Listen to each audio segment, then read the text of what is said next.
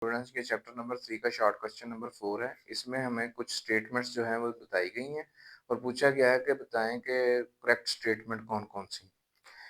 पहली स्टेटमेंट है an object can have constant velocity even its speed is changing. ये wrong statement है। वो कहता है कि किसी ऑब्जेक्ट की कांस्टेंट वेलोसिटी जो है वो हो सकती है चाहे उसकी स्पीड जो है वो चेंज हो रही हो। देखिए, जब आपके पास वेलोसिटी कांस्टेंट है, वेलोसिटी में दो चीज़ें इन्वॉल्व होती हैं क्योंकि ये डायरेक्शनल क्वांटिटी है, उसकी मैग्नीट्यूड एंड डायरेक्शन। इसका मतलब है कि ना तो बॉडी की डायरेक्शन चेंज हो रही है और ना ही उसकी जो आपके पास वेलोसिटी की जो मैग्नीट्यूड है वो चेंज हो रही है। अगर आपके पास स्ट्रेट लाइन मोशन हो ना, उसमें ये जो आपके पास वेलोसिटी की मैग्नीट्यूड होती है ये उसकी स्पीड के इक्वल होती है। सो अगर ये स्पीड चेंज हो रही होगी यानी वेलोसिटी की मैग्नीट्यूड चेंज हो रही होगी तो वेलोसिटी चेंज हो जाएगी। सो ये मुमकिन नहीं है कि स्पीड चेंज हो और वेलोसिटी चेंज ना हो, तो इसीलिए ये और जो आपके पास स्टेटमेंट है ये रॉन्ग है। दूसरी स्टेटमेंट है an object can have a constant speed even its velocity is changing. वो कहता है कि किसी बॉडी की जो स्पीड है वो कांस्टेंट हो और उसकी वेलोसिटी में चेंजिंग हो रही हो, क्या ये मुमकिन है? यस, ये मुमकिन है। जब आप किसी ऑब्जेक्ट को किसी सर्कल में कांस्टेंट स्पीड से मूव कर रहे हैं तो आप देखें कि हर लम्हे इसकी वेलोसिटी क्या हो रही है? चेंज हो रही है, क्योंकि वेलोसिटी डिपेंड कर रही होती है उसकी मैग्नीट्यूड के साथ साथ उसकी डायरेक्शन पे। तो अब क्या ये देखें कि जब वो ऑब्जेक्ट यहाँ पे है उसकी वेलोसिटी इधर को है, जब ये यहाँ पे उसकी वेलोसिटी इधर को है।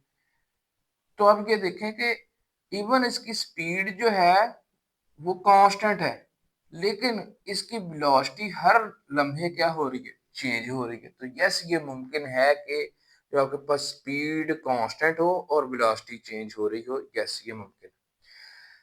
उसके बाद नेक्स्ट है an object can have zero velocity even it's acceleration is not zero. कहते हैं किसी ऑब्जेक्ट की वेलोसिटी जीरो हो सकती है जब उसका एक्सेलरेशन हो वो जीरो ना हो, यानी एक्सेलरेशन कुछ ना कुछ हो उसके बावजूद गाड़ी किसी ऑब्जेक्ट की वेलोसिटी जीरो हो सकती है।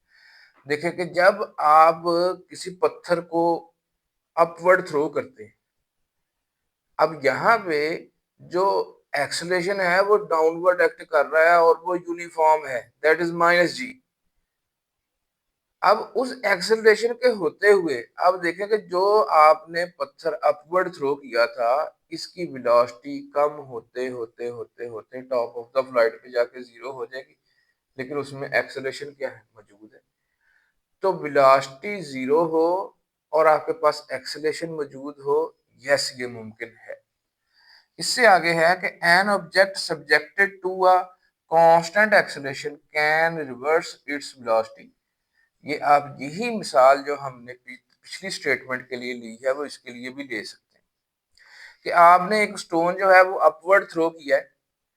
अच्छा, अब उसकी वेलोसिटी पहले ऊपर को थी, जब वो ऊपर जाके आपके पास टॉप ऑफ द फ्लाइट रुकेगा फिर उसकी वेलोसिटी नीचे को हो जाएगी। हालांकि जो एक्सेलरेशन है वो आपके पास चेंज नहीं हो रहा। एक्सेलरेशन क्योंकि डिपेंड करता है फोर्स के ऊपर और स्टोन के ऊपर जो फोर्स लग रही है वो उसका वेट है और वेट हमेशा जमीन के सेंटर की तरफ एक्ट करता है। तो एक्सेलरेशन जो है वो भी जमीन के सेंटर की तरफ ही होगा, यानी एक्सेलरेशन अपनी डायरेक्शन को चेंज नहीं कर रहा, लेकिन उसके अकॉर्डिंगली जो वेलोसिटी ऑफ द ऑब्जेक्ट है उसकी डायरेक्शन चेंज हो रही है। यानी वेलोसिटी पहले ऊपर को थी, अब वो टॉप ऑफ द फ्लाइट पे जाकर रुक के उसकी वेलोसिटी की डायरेक्शन क्या होगी? चेंज होगी। तो बिल्कुल an object subjected to a constant acceleration can reverse its velocity. Yes, ये मुमकिन है। और इसके लिए आप जो है इसकी फर्दर एक्सप्लेनेशन के लिए जो है ये शॉर्ट क्वेश्चन नंबर 3.2 एंड 3.3 जो है वो आप पिछला लेक्चर जो है वो विजिट कर सकते हैं। Hopefully answered the question.